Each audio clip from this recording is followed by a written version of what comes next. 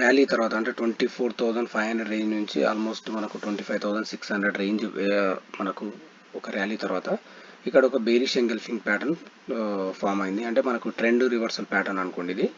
దీని బేసిస్లో మనకు రేపటి కమింగ్ డేస్ ట్రేడ్ సెటప్ చూస్తే మనకు ఏదైతే ఈ రోజు లో ఏదైతే ఉందో అది మనకి ఇంపార్టెంట్ లో అవుతుంది. అంటే 25,500, 470, 450 నుంచి 500 అనేది ఒక ఇంపార్టెంట్ లెవెల్ అవ్వడానికి ఛాన్స్ ఉంది.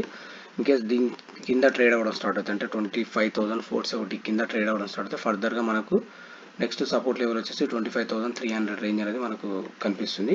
అదేవిధంగా మనకు ఇంకొక రెసిస్టెన్స్ వచ్చేసి 25,600 అనేది ఒక రెసిస్టెన్స్. ఎందుకంటే మనం ఒకసారి ఓపెన్ ఇంట్రెస్ట్ చూస్తే మనకు 25,600 అనేది మనకు హ్యూజ్ ఓపెన్ ఇంట్రెస్ట్ యాడ్ అయింది. Almost 65 lakhs open interest add అయింది.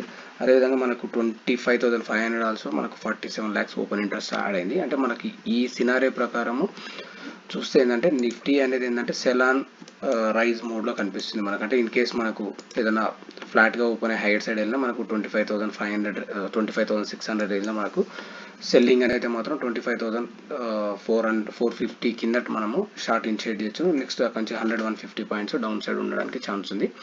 సేమ్ అదేవిధంగా బ్యాంక్ నిఫ్టీ ఒకసారి